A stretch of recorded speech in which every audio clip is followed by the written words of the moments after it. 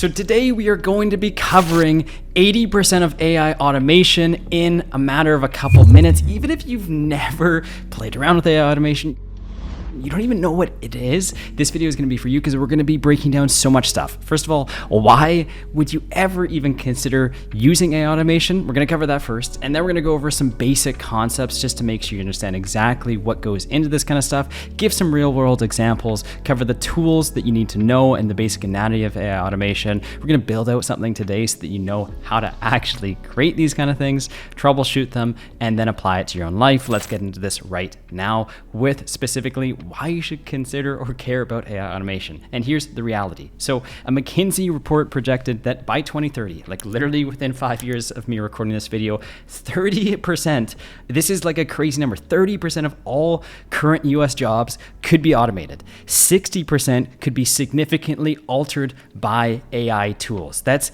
very scary, but it's also a massive window of opportunity for those of you who decide to take advantage of this technology. Goldman Sachs predicts that up to 50% of jobs could be fully automated by 2045. The whole market is changing, and these tools are going to be coming out as the dominant player that will help businesses thrive. And if you learn these tools, you're going to benefit from it. Here's an example of how you could benefit from it. It could improve a worker's performance by nearly 40% compared to workers who do not use it. Now, let's just put that into context. Imagine you could work 40% less at your job and still get everything done that you need to get done. Or maybe you make commissions at your current job and all of a sudden you could make 40% more without doing any extra work. Who wouldn't take that opportunity? And this is the exact kind of stuff that you can get by using AI automation. Now, just another example here is that the average return on investment for marketing automation is $5.44 for every dollar spent. And the key point that I want to take away here is that this is the average, meaning 50% of people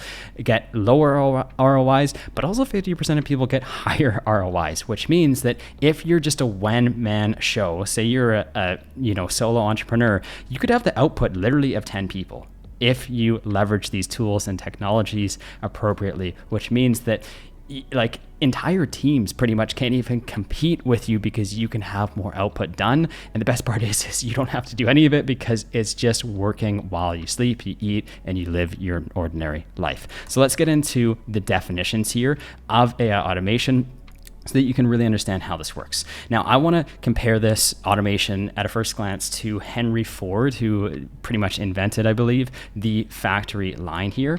And so with automations, they work exactly more or less the same way, where in this line you have workers that will specialize in one thing, and they will pass on things from one stage to another, and each person will have their specialized tasks to do that will yield, at the end of the day, a car. So you get raw materials at this end and you turn it into a full car. Now, similarly with AI automation, you have these different tasks here and they all do different things. So in this example, we have Zoom meetings. So when I record a Zoom meeting, we're going to automatically download it and we're going to upload it to Google Drive. So imagine instead of having to download the Zoom meeting onto your computer, then upload onto Google Drive, which could take a couple of hours if it's a large file, you can just automate the process of doing that. You could also automatically add information about that Zoom meeting into Google Sheets. You could send yourself an alert saying, hey, this has been completed. So let's take a look at that reminder in Slack. Zoom recording is complete and uploaded.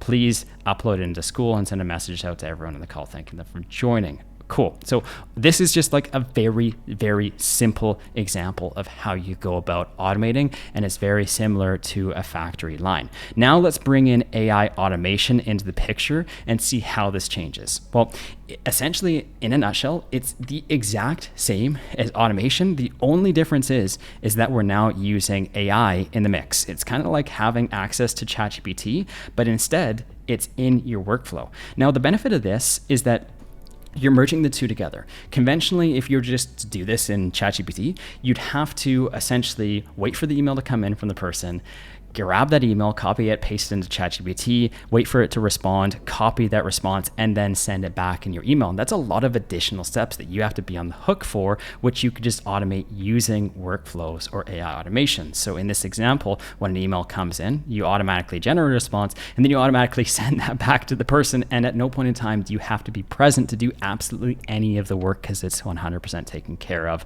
for you. Another example here is this workflow over here, which is AI automation.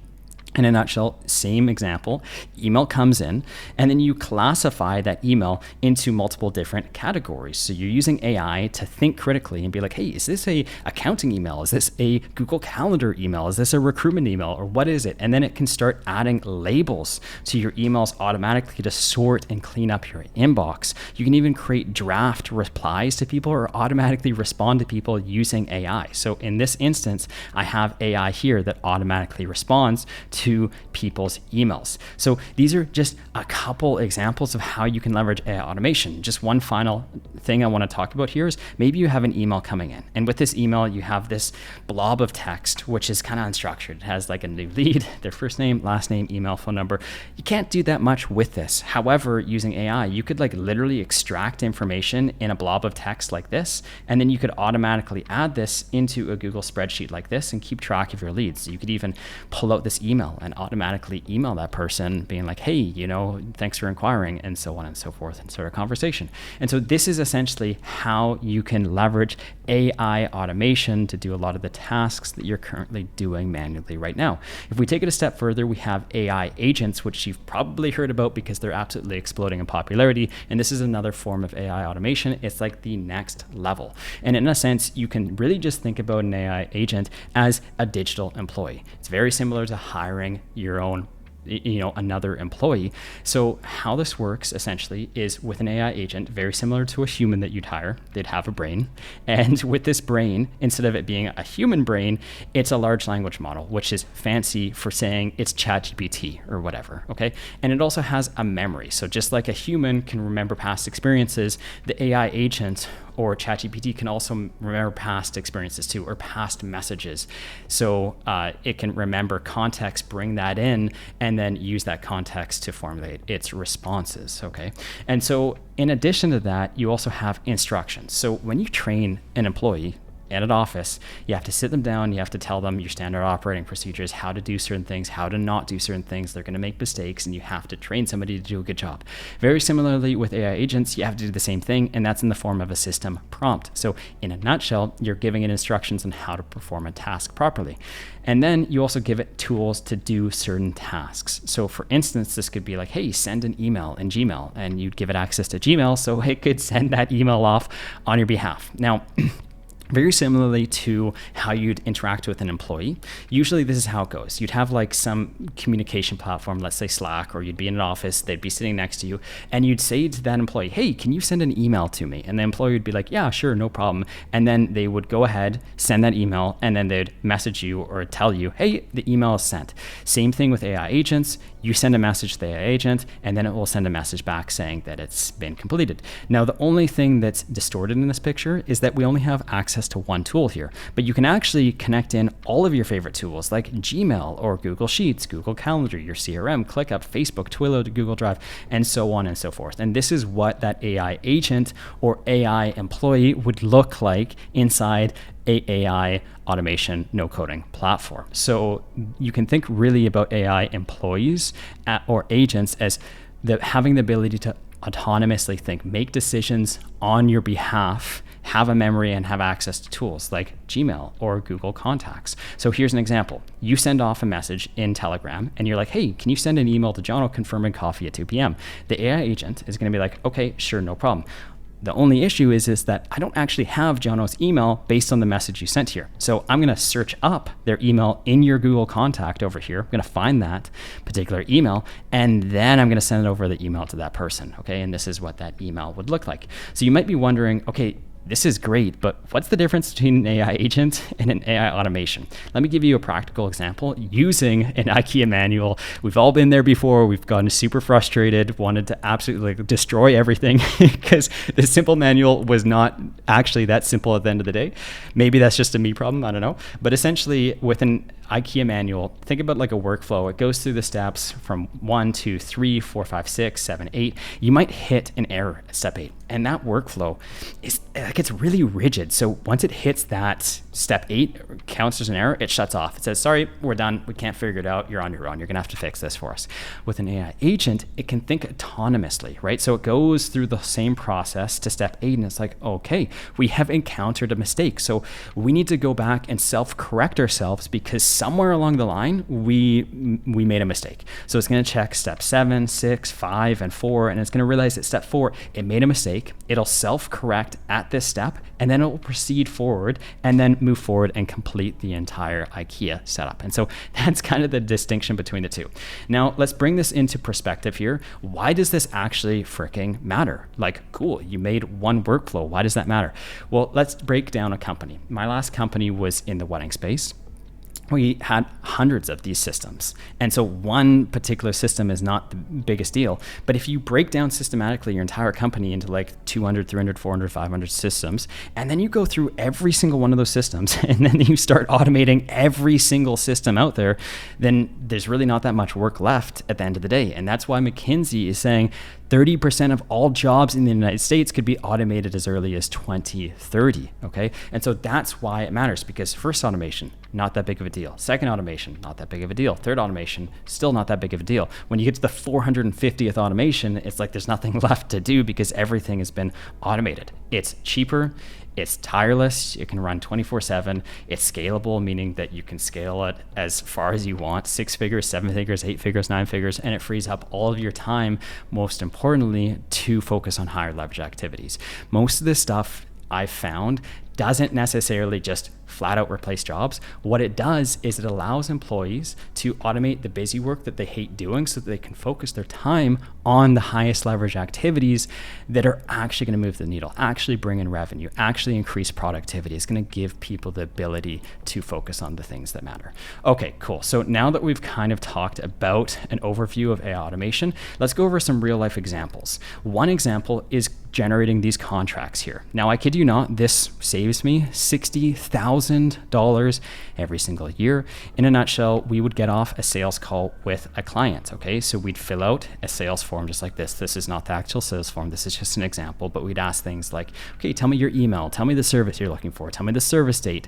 We're gonna tell you the pricing. We're gonna get all the information on a call, and then we're gonna stick that into a workflow like this so that when that sales form is submitted, okay, so when I click the submit button down here or whatever, it's going to trigger this workflow. It's going to generate a agreement in a platform called Panadoc, which generates contracts and invoices. And so this is what it would generate. And so all of these variables, there's like 150 of them here, would be automatically generated for our clients. Instead of a sales rep spending a substantial amount of time going in here, changing all these variables, this can all be 100% automated, which saved us 30 minutes every single time.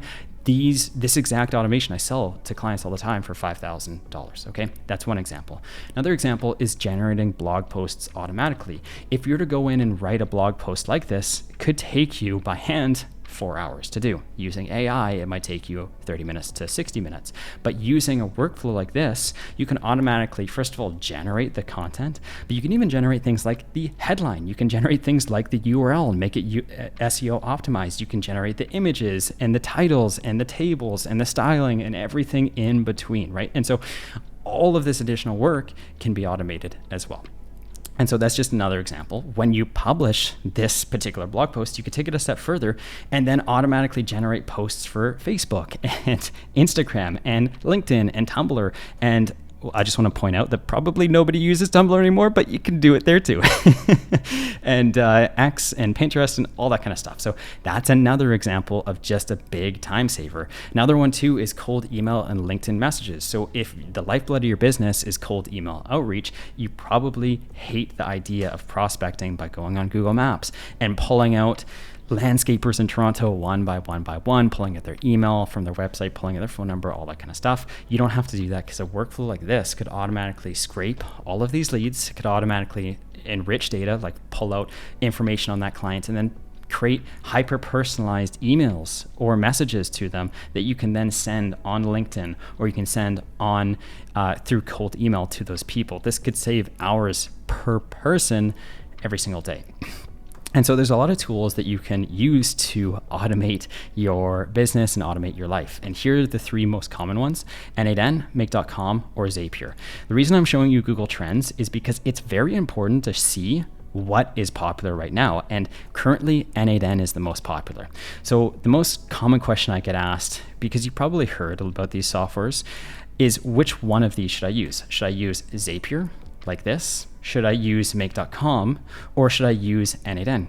And so what I would recommend is I would just use the most popular tool out here, which is currently N8N. Let me give you an analogy. Let's say that you have some time on your hands, you want to learn another language.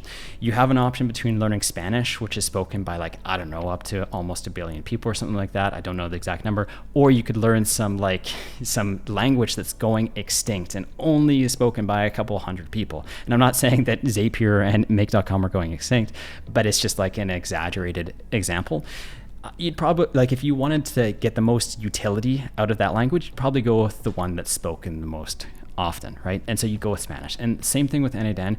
The reason why I say that is because when you're building out automations, you're going to encounter problems or errors, or you're going to want to copy what's working for other people. And when you have a large community out there of people that are also doing the same stuff as you, it's just a lot easier to grow much faster. And so for that reason, I would stick to what's popular. That's just my personal opinion. It's also the cheapest and has the most functionality as well. If you go with N8N, Zapier is the most expensive and the least functionality, and then Make.com is kind of somewhere in the middle. Now, also just one other thing I want to point out here is you can sign up for Go High Level. I run about 70% of my automation through here for my business. I don't really talk about it a lot on this channel. It's just because most people tune it out and they're just not interested in Go High Level. In addition, the cost to get started is substantially more. But when I'm running a business and automating businesses, this is the tool that I use for most, for myself and most people, not because I forced on people, just because people are like, I ask them, what do you want me to automate? And they're like, well, I need this and that. And usually it just comes down to basic CRM builds. If you guys want to leverage this tool, you can also join my school community. I give it away for $1 per month instead of $96 a month. Thought I'd throw that out there as well. But yeah, this is a huge tool that I use all the time. So we're going to focus on N8N today for this video because this is the most popular software. How it works is it's like a glue that binds all of these different applications together. The apps that you probably currently use right now, like Google Sheets, like Slack, like Discord, Gmail, Airtable, Google Drive, Google Calendar, all of that kind of stuff. And so if we were to dissect the anatomy of a workflow, it kind of looks something like this. And we're going to get into building a very simplified version of this today. But in a nutshell, you have 2 main components. You have triggers and actions.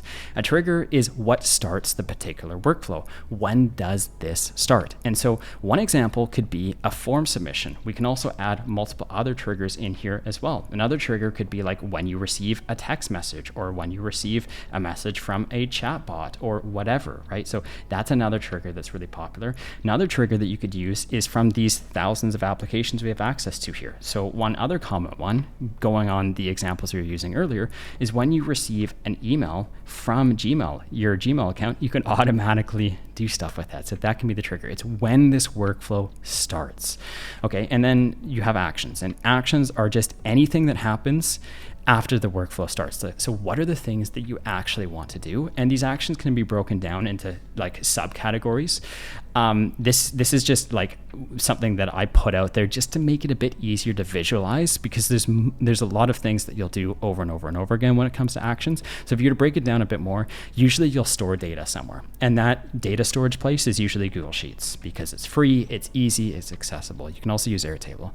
You'll use a lot of AI nodes in here. So like OpenAI, for example, you can use this to leverage AI, just like going into ChatGPT, but instead of actually having to go into ChatGPT and do everything yourself, you can do it automatically in here. And then the last thing here is like transforming and manipulating data. So what this means is like, the data that you have to play with is not always the best data. So if we kind of go back to our example over here, where we have like, I don't know, where is it? This email, and it's just like a blob of text here, and we need to transform and manipulate this data to get it into a Google Sheet, right? So this is where the data transformation comes into play. And so we can filter out data that we don't want. So let's say we have a new lead, okay, and they inquire on our website. So let me show you an example of a website. Let's say they come onto your site. They're like, oh, I want to inquire about services. They fill out a form down here, but their budget is too low, for instance, and let's say they put $1 as a budget and you don't want to service somebody for $1. Well, you could go ahead and filter them out. Okay. Also, you can transform data. So a classic case example of this would be like, let's say that you have on this form submission here, I separate it to first name and last name, but a lot of forms, they just put full name here. But if you were to take that data as a full name and you were to send an email being like, hey, Jono Catliff, the first thing I'd do is I'd look at that and be like, yeah, this guy is fully automated. The email, I'm less interested now.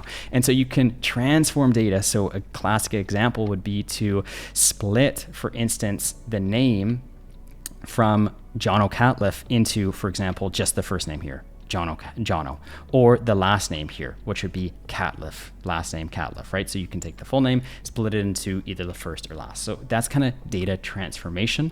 And then you also have actions over here, and these actions could be whatever it is you want. You could send yourself a Slack notification being like, hey, we got a new lead, we should call this person, or you can send off an email to the client being like, hey, thanks for inquiring, here's a link to my calendar to book a call, or you can send whatever it is you want. So in a workflow like this that we're going to build out, you have a trigger that starts when somebody fills out your form on your website, okay?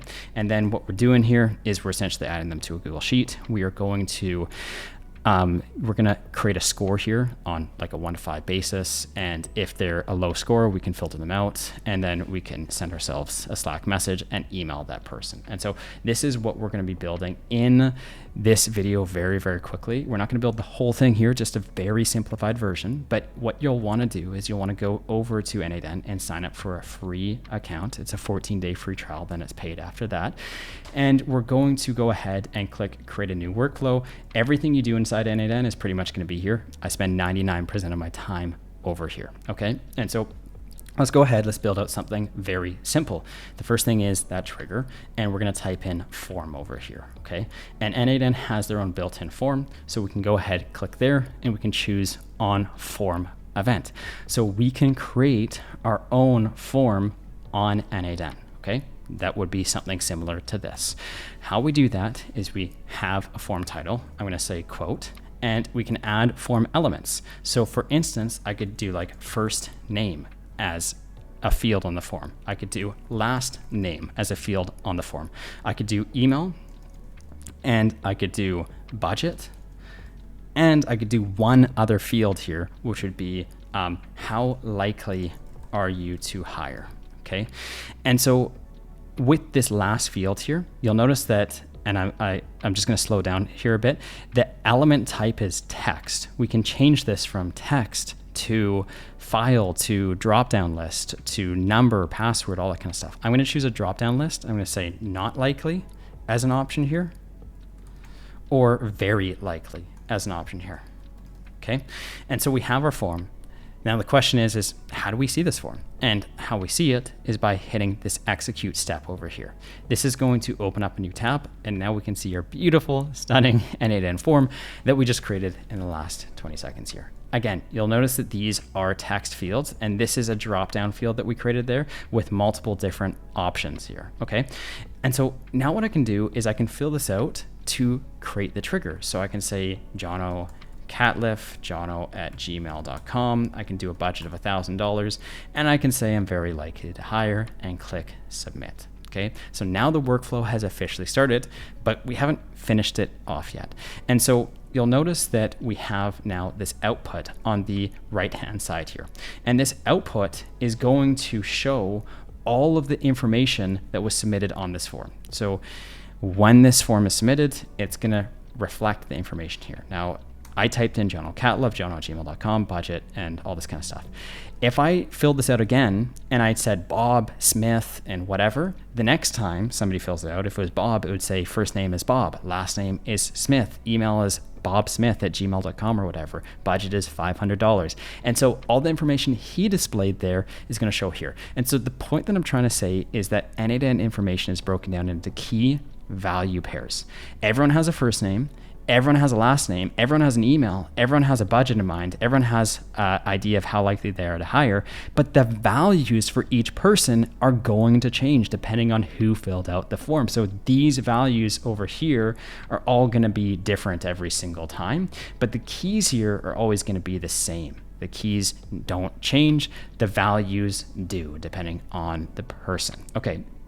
So we've gone ahead and we've generated a form response. Now I'm just going to double tap this form submission to open it up. And I'm going to hit this pin here. And what this does is it allows us to reuse this data over and over and over again. So instead of having to fill out this form 5 or 10 or 15 times to test out this workflow, we don't have to do that. We're just going to use the same data as we're testing again and again and again.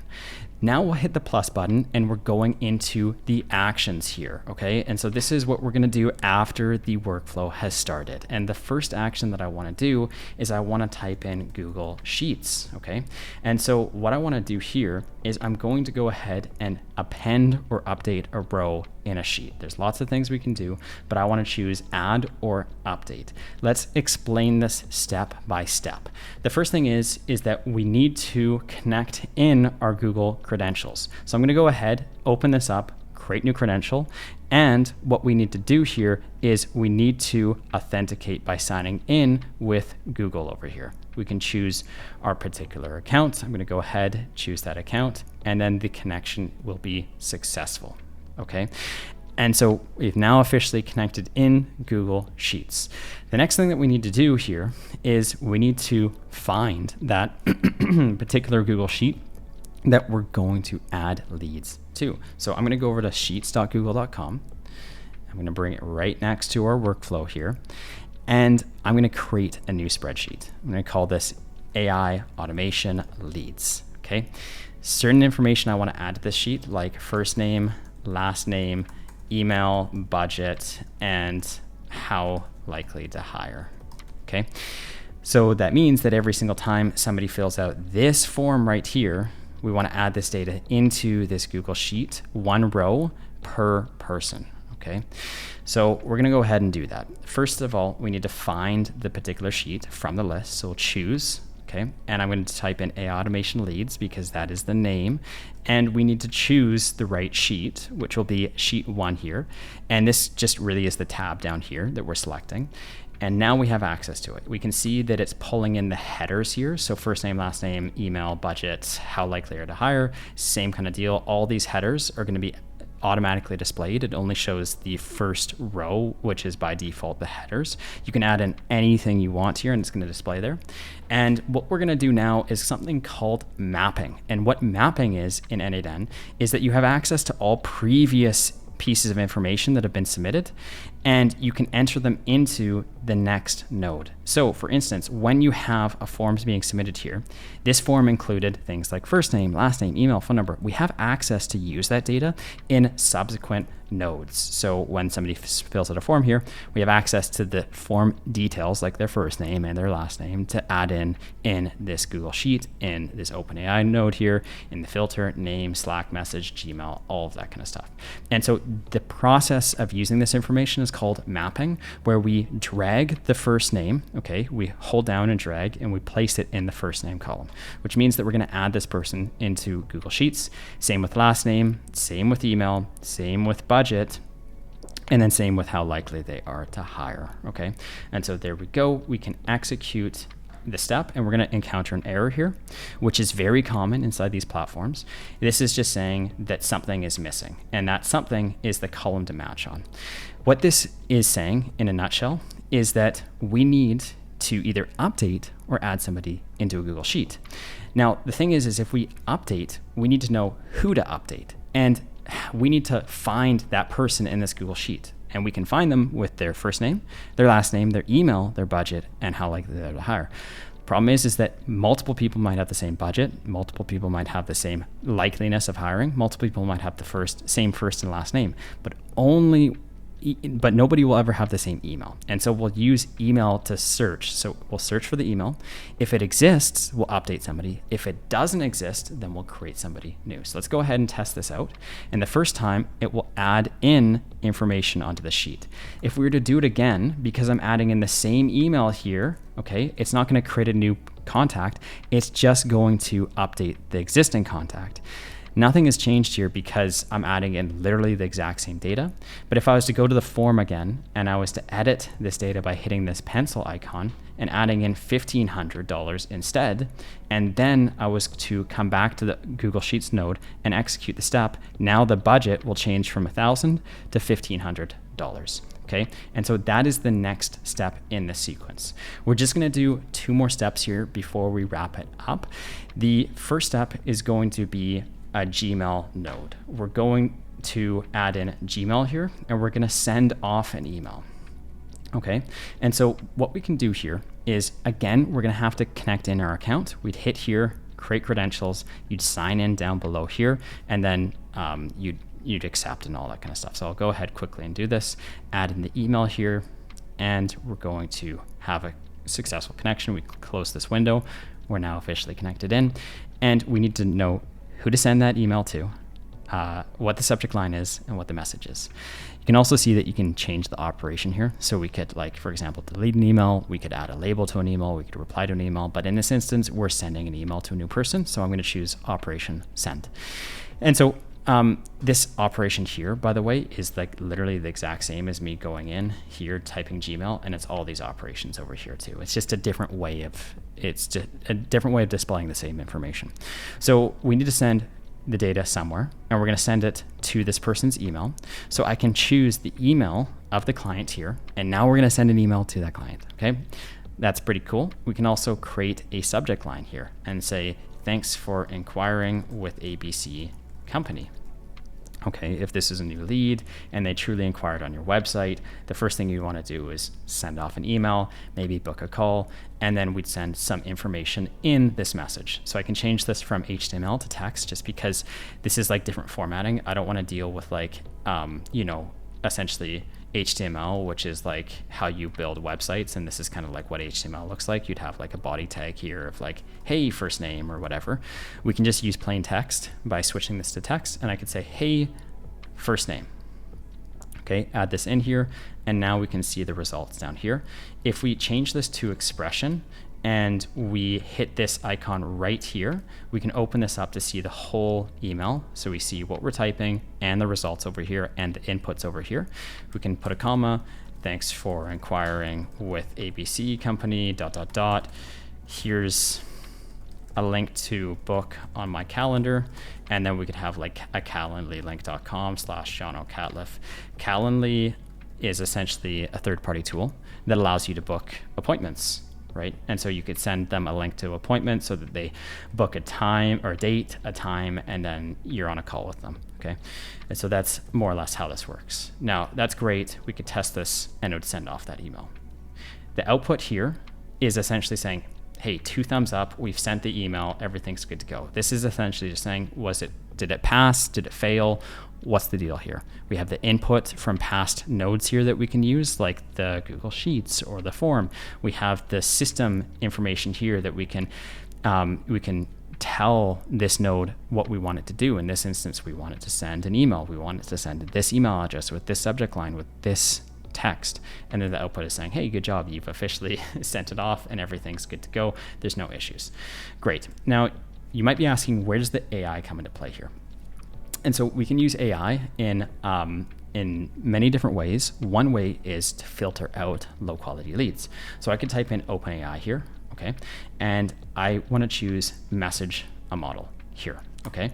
And so I'm going to choose message a model, which is just going to use AI to do some task for me. I could be creating an image using AI. I could be creating a blog post. I could be creating lots of different things. In this instance, I'm creating a score, because I want to filter out people that are low quality so I don't even send that email to them. And so again, what we're going to have to do is we're going to have to connect in the credentials. If you just signed up for a free trial on N8N, you should have access to 100 free credentials. If you don't have access to the credentials, you can create new credentials here, and we need an API key. An API key is a fancy way of saying password. Just like if you logged into your Gmail account, you need a password to log in to verify who you are. You also need an API key to access OpenAI from within N8N. So how we get that is we go to platform.openai.com, and then we log in or create an account. And once we're here, we're going to hit the settings in the top right. We're going to go to API keys, and then we're going to create a secret key. Okay, I'm going to call this my test secret key, and we'll select a project, which is just default project. And this can be whatever name you want. Create the key. And now we have created that API key. We'll copy this, okay? Once this is copied, we'll put it right into this API key section here, click save, and we're good to go. Now we can use OpenAI. The one thing I will note is that this, you do need a minimum balance of $5 added to your account. If you do not add that minimum balance, you will not be able to use this if you don't already have access to the 100 free tokens that N8N should provide you for free to test this out. Cool. Now what we're gonna do is we've got the API key connected or the password connected, and now what we're going to do is choose a model to message. This is essentially saying ChatGPT has many different models. Usually I just choose the newest one that's the cheapest. At the time of this recording, that happens to be 4.1. I use Mini because it requires less money, but it also is super powerful because 4.1 is their newest model at the time of this recording, or at least one of them. And we just need to pass in 2 messages here, okay? I'm gonna briefly explain what these do, just at a very basic level. One is a system message and one is a user message. I wish that they did a better job explaining these.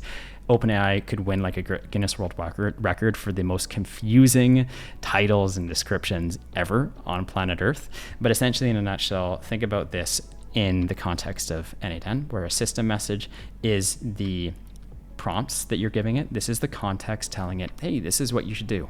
So in this instance, we're going to say, hey, please score this lead on a 1 to 5 scale. Here's how you'd score: 1 point if their budget's good, 1 point if, whatever. And then the user message is the data that we're passing in. So it actually understands the data that it's working with. So for example, if we're referring to the budget here, we'd pass in that budget over here.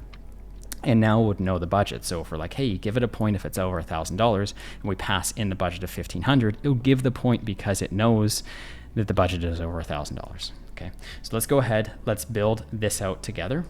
And the first thing we're gonna do is start with a system prompt. So you're an intelligent bot capable of scoring new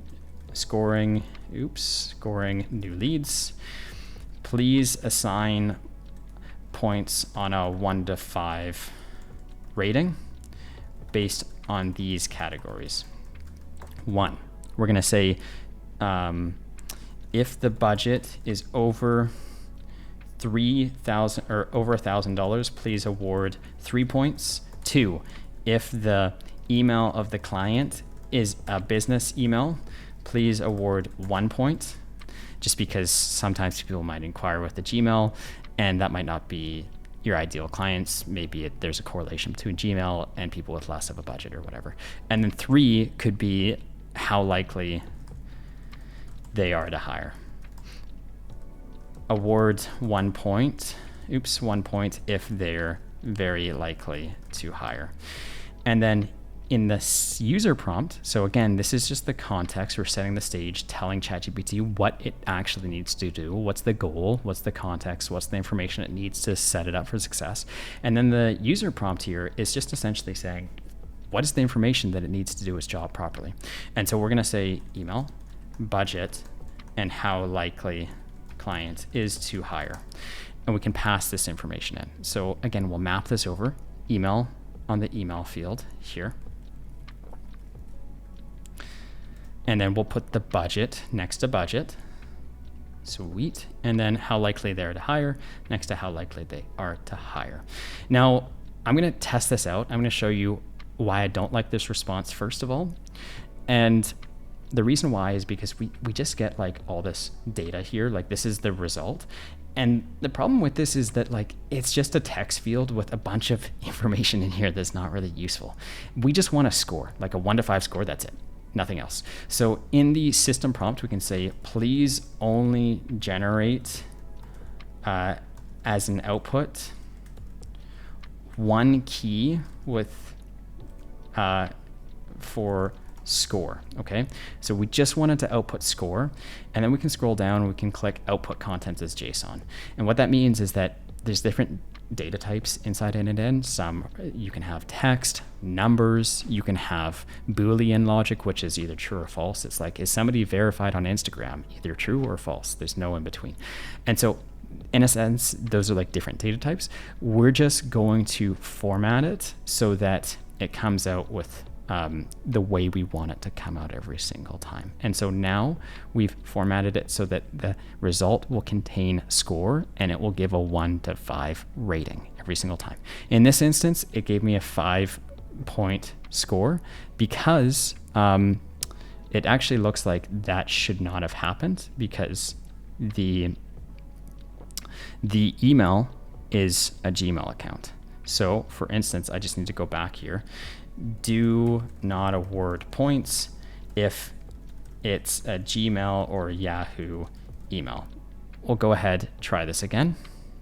And so now it rewarded 4 points. My budget was over the $1,000 threshold. I don't have a custom company email, but I'm also very likely to hire. Okay. And so for that reason, I got 4 points. And that is how we can leverage AI. We can add in a filter here, for instance. And with this filter, we can be like, hey, the score, which is a number, we assigned it a number here, so we'll choose number, is greater than or equal to 3. So maybe we only want it to pass and email somebody if they're a 3, 4, or 5 out of 5. And so in this instance, we allowed it to pass because we're a 4 out of 5, and this just needs a 3 out of 5 or above to pass. And then we'd go ahead and send off that email. And so this is a really quick way to set up one workflow. Now, this is actually one of the most important workflows that you can build out, which is why I wanted to start with this. It's easy to build, but it has one of the highest impacts because statistically, from a Harvard peer-reviewed study, this isn't my numbers, if you call within 60 seconds, you increase your conversion rate by 391%. You can make 4 times the amount of money if you just call within 60 seconds of somebody inquiring on your website. There's nothing else I can think of when it comes to AI automation that will give you 4 times the amount of money building something in 5 minutes. This is literally the biggest win that you can make. And so for that reason, I wanted to include this in this particular video. So moving on past that first build, and if you built that out with me, congratulations on completing your first AI automation build. Next thing, just to wrap up here, is we're going to talk about debugging automation. So you're going to encounter errors inside n8n or whatever AI automation builder you're using, and this is super common. Now, please don't get frustrated. Please don't give up when you encounter these, because half the battle of you doing AI automation is just figuring out what is not working and solving it. So you essentially, if you want to become an expert in this kind of stuff and you want to get twice as good at this kind of stuff, you're going to have to fail twice as much more. So what failing means is encountering bugs and overcoming those bugs. And so usually there's a system in place when it comes to dealing with these kind of errors. And the first thing is you have to do a process of elimination to figure out where that error is actually occurring. Is it occurring in step 1, step 2, step 3, step 4, step 5? And so, for instance, I could say here that, maybe I put a string and I screwed up this filter, for instance, okay? And I ran this particular workflow here.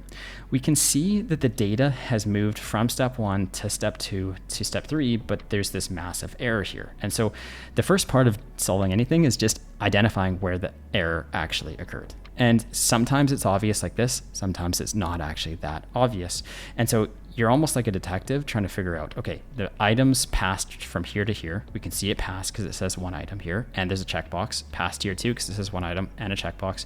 Then it says 1 item here, but then it says the fail rate, and there's no 1 item passed here. So we know it originated here. And so the next part of this is then once you figure out where the process, there's a problem, you just need to solve it. There's multiple ways to do this. First one is like going full Thomas Edison mode, where you, this guy created the light bulb, took him 1,000+ tries to figure it out.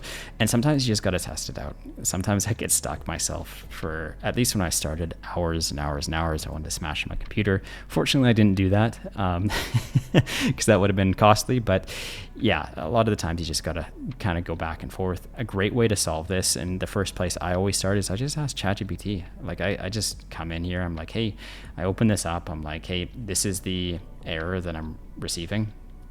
And I'll go over to ChatGPT and I'll be like, hey, can you tell me what's going on in this? I need an error and how to fix it.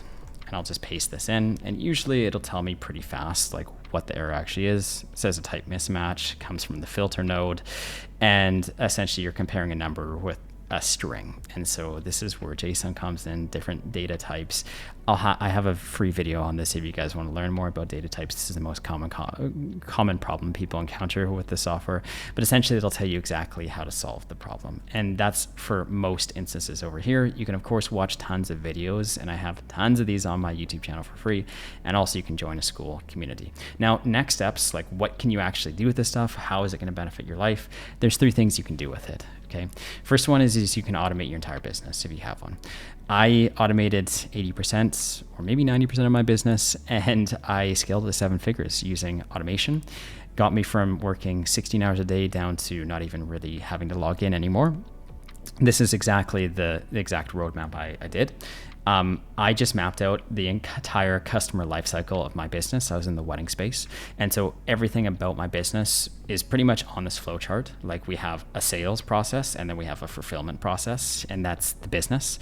So we get people inquiring on our website. So this is a different website, but somebody would come to it, they'd fill out a form, and then they become a new lead.